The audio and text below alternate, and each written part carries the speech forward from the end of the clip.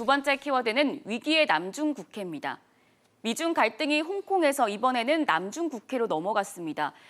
폼페이오 장관이 중국의 남중 국해 영유권 주장을 아예 불법으로 규정을 했는데요. 박사님, 남중 국해 영유권과 관련해서 지금 어떤 부분이 문제가 되고 있는 걸까요?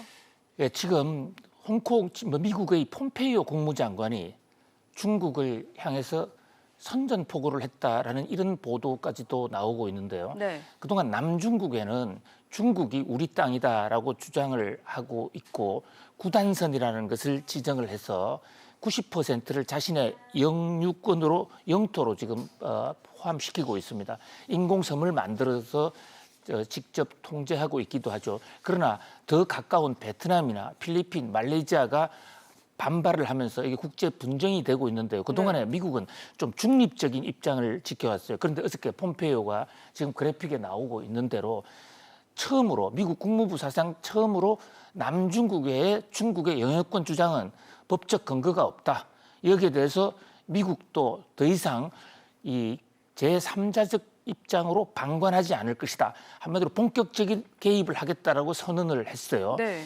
이 대목은 아마 트럼프 대통령의 이 선거 재선 전략과도 관련이 있고 또 최근 홍콩 문제 또는 화웨이 문제 등으로 불거진 이 미중 갈등 상황에서 미국 입장에서는 가장 공략하기 된 중국의 아픈 데를 공략하기 좋은 지역이 바로 저 남중국해라고 보는 것 같아요. 네. 남중국해는 더더군다나 중국의 남중국해 영유권 지배에 관해서는 반대 세력, 이른바 미국의 지지 세력을 포섭하기도 상당히 좋은 편입니다.